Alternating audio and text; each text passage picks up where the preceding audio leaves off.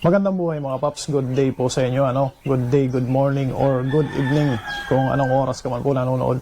Ngayon mga paps, may isi-share ko sa inyong mga idea para doon sa mga nais magkabit ng water pump or booster pump. So nag-DIY po ako mga paps, pero itong DIY na to ay dapat kailangan mo rin ng tools. So ito mga paps, ito nga pala yung setup na ginawa ko dito sa amin na booster pump, kasi napakahina ng tubig dito. Pag araw walang tubig, alas 5 pa lang, alas 6 pa lang na umaga wala ng tubig, tapos babalik yung tubig mga paps ay mga alas 11 ng gabi. So nakakapagod kung hihintayin mo pa yung alas 11 ng gabi para mag-imbak ng tubig, tapos o kaya naman ay gigising ka ng madaling araw para lamang hintayin yung tubig. Minsan napakahina pa ng pressure. So ito yung naisip namin mga paps na ilagay dito. Naglagay kami ng booster pump tapos merong tangke. So papakita ko sa inyo mga paps, explain ko sa inyo kung paano ko ito ginawa. DIY lang to mga paps. Meron kasi akong mga tools. Nag-ipon ako ng tools na mga maaaring gamitin. Kaya DIY ko na lang. So ayan mga paps, umpisahan natin dito sa tangke. Yan, meron kaming tangke dyan. Pasensya na nyo na kung medyo magulo pa yung mga halaman kasi hindi ko pa naaayos dahil katatapos ko lang nung isang araw na ma-install itong setup nitong aming pump at tangke. So bali yung tangke na yan mga paps nandun sa taas sa bubong, kaso yung tubig dito mga paps ilang oras lang dumarating, simula mga alas 11 ng gabi tapos hanggang alas 5 lang. At sa dami ng mga gumagamit dito, nag-iipon ng tubig ng ganong oras, yung tubig hindi na makaakyat dun sa taas sa bubong. So ang naisipan namin, binaba namin yung tangke para hindi mahirapan yung tubig na mag-fill ng tangke na yan.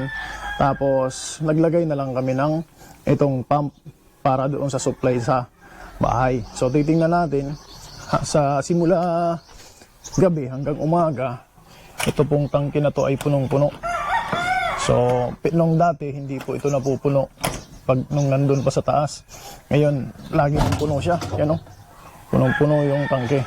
So ito pong tangke na to ay 1,000 liters na best tank po. Baka naman best tank. Yan po yan. Ito, medyo may kamahalan nga lang mga paps, itong tangke na yan. Pero pwede naman kayo gumamit ng tangke na yung plastic kung hindi naman gagawing drinking water o inuman yung tubig, So sa amin kasi mga paps, mayroon kaming mineral, so hindi namin to ginagawang inuman. Pero sa tingin ko pwede rin naman yan kasi galing naman ang nawasa. So ayan, mag-umpisa tayo dito mga paps sa setup sa pipings. So ang ginawa ko, ito yung supply. Ito yung supply ng dati, ng galing nawasa. Yan, pinutol ko dyan mga paps. Ngayon naglagay ako dito ng naglagay ako ng PPR. Nagdugtong ako doon sa galing ng nawasa, galing ng metro. Galing yan doon sa labas. Kung mapapansin nyo, hindi ko pa natatabunan mga paps kasi medyo may leak dito. So ayusin ko pa to. May leak dito sa part na to, sa reducer. So ayan mga paps, meron siyang pump papunta sa taas. Tapos naglagay ako dito ng yun para kung sakaling magpapalit nitong tangke or may kailangan i-repair, pwede po siyang ihiwalay dyan, pwede tanggalin. Ayan Tapos ito papasok na lang tangke. So ayan, pagdating dito mga paps sa pagdating dito sa taas ng tangke, meron ding isa pang pipe dito. Ito po ay vent lamang para yung labas-pasok ng tubig. Meron po siyang vent dyan. Minsan kasi sa sobrang lakas ng pressure ng pump, nayuyupi yung tangke pag walang ganyang vent. So dito sa loob mga paps, meron tong float valve kung saan kapag puno na yung tubig, kahit may pa yung nawasa, parang magsasarado siya para hindi na mag-fill, titigil na yung buhos ng tubig galing nawasa. Yung kulay blue mga paps, yan yung float valve. So titigil ang buhos ng tubig kapag napuno o naabot yan ang tubig. So yan po yung setup. Tapos dito sa baba, yan, meron din to mga paps drain, meron yung drain dyan sa gitna. kapag gusto nating i-drain to, ubusin yung tubig, halimbawa maglilinis tayo sa loob, pwede po yung i-drain dyan. So ito naman mga paps yung ginawa kong setup dito sa supply patungo doon sa bahay. Ito yung outlet nitong tangke. So naglagay ako dyan ng 3 ports kasi 3 ports po yung dito, yung butas. So 3 ports yan na PPR. Naglagay po ako rito ng gate valve para makontrol yung flow. Halimbawa, may kailangang i-repair sa mga tubo, pwede ditong isara. Galing sa tangke, hindi galing doon sa source ng nawasa. So ayan mga paps, tapos naglagay din ako rito ng union para halimbawa ito, may i-repair ako dito na leak. Pwede ko siya tanggalin, isarado ko lang to, tapos tanggalin ko to. Ito lang ang makukuha ko. Pwede ko na tong tanggalin, idugtong. So yan mga paps, papunta tayo dito sa motor. So ayan po yung setup. Medyo makalat dito ng mga tools kasi hindi ko pa naliligpit simula nung ginawa ko mga paps. So ito po yung supply ng power. So ginawan ko rin yan mga paps ng linya. Nagtap ako doon sa original na socket. Tapos gumawa ako rito ng outlet. Yun, sa original outlet. Tapos naglagay ko rito kasi napaka-iksi mga paps nitong wire niya. Hindi makaabot doon. Kaya naglagay ko dito. Tapos yan, ito po yung pump. So ito mga paps, itong galing dito. Yan. Yan na yung galing doon sa tangke. Yan yung inlet niya. So may naglagay din ako dito ng ng union. So ang size nito mga paps, 1 inch. Tapos ito 1/2. So ito yung original na, yung galing sa original na piping na linya ng tubo. Tapos naglagay na lang ako dito ng reducer kasi 1 inch po yung butas ng tangke. Yan, reducer. Tapos naglagay ulit ako ng union para pwede ko siyang ihiwalay nang hindi nagpuputol So yan, papasok po yan ng inlet. So yung, kung malalaman naman natin yung inlet saka outlet, meron po yung arrow doon sa likod. Tapos yan yung motor. Ito yung pressure pump yata to. Yan. Ito yung kanyang sensor. Ito ba yung sensor niya? Tapos ito yung monitor niya. May auto switch, pwedeng time. Tapos yan po yung run, lock, auto, leak, failure time. So yan dyan po na makikita. Ito po yung pressure yan. Ito yung sensor. Nandyan sa loob. Ito po yung priming. Yan, priming. Tapos ito na po yung outlet. Ayan. Tapos papunta na po yan sa supply ng sa bahay. Yan, papunta na yan. Kasama to, supply to sa bahay. So ito po, naglagay ulit ako ng reducer dito. Kasi galing po ng 1 inch, papunta ng 1/2, nag-reducer. Tapos naglagay ulit ako ng union dito. Ayan. Para pwede ko ulit siyang hiwalayin. Kasi itong lagay na yan, mga inasimbol ko na lang yan mga paps. Nag-asimbol ako nitong patungan. So mga paps, ito palang pump na to, nabili lang ni Mrs. sa Shopee, mga paps. So galing lang to ng Shopee. Bali, ang halaga nito mga paps ay 2,100 plus. So almost 2,200. Tapos itong piping, siyempre ito yung medyo magastos kasi PPR yung pipings na ginamit ko. Tapos yung mga fittings niya. Tapos yung tank, meron na kami dati. Yun, tumakbo siya mga paps kasi naglalaba ko. Bali, automatic yung laundry. Kaya pag nawala na-detect niya na walang tubig yung doon malapit sa sensor, tatakbo po siya. Automatic po ito ng mga paps. Tapos pag napuno yung tubig doon sa sensor, may tubig yung sensor, titigil siya. Automatic din po yan. So 2,100 lang, 200, no? Tapos yan, bali 600 watts po ito mga paps, itong na to, pump. Hindi ko lang alam kung ilang horsepower kasi wala pong manual nung dineliver. Walang manual, kaya pinag-aralan ko na lang kung paano i-install at kung paano siya gagana. So ayan na po siya. Meron namang ditong instruction kung paano ilagay. Ito, nandito nakalagay siya. Papakita natin mga paps. Ayan Yan po yung instruction niya. Kalagay naman dyan pero wala siyang specification. wala rin siyang maintenance manual. Kaya pag-aralan na lang. So sana tumagal naman to. Tapos ito, medyo may leak ng konti yung nilagay ko na plug. Kasi ito po, ang nandito dati ay plastic cap lang na kulay puti. Kapag tumakbo yung motor, tatanggal yung plastic o sumisirit. Kaya pinalitan ko po ng GI na plug.